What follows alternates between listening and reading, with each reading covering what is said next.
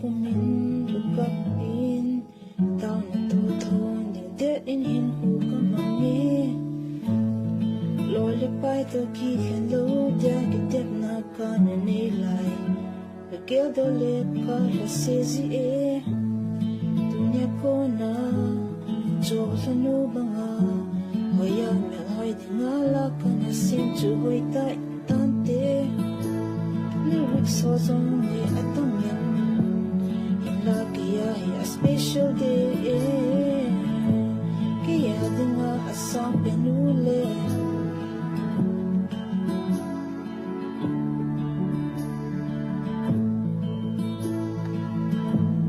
anem penu de lo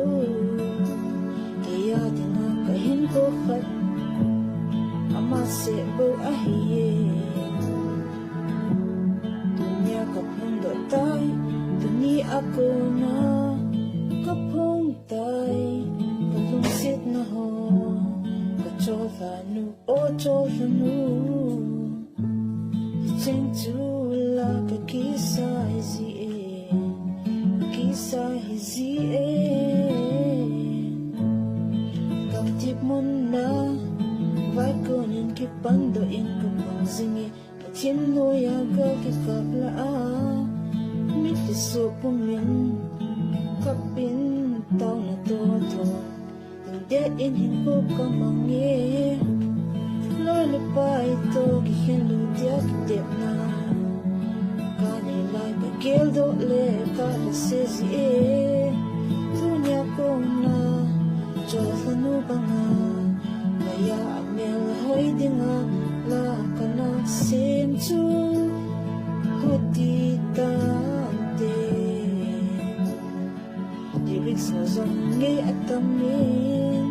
hin la kia he a special day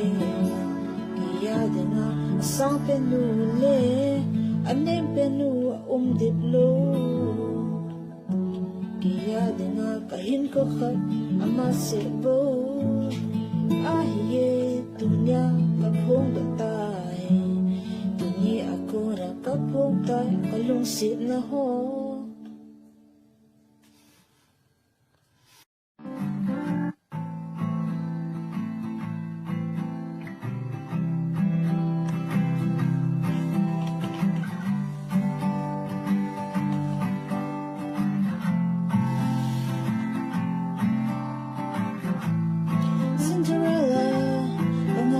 thấy hát sốt nan elo đi mê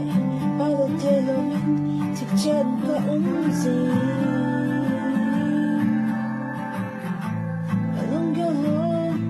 ý hết thêm bé tình lại có tí có chiều năm xin như là có bên sẽ đêm có tí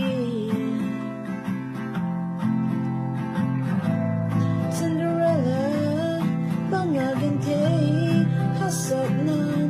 elo din me para telawin chelin ka umzin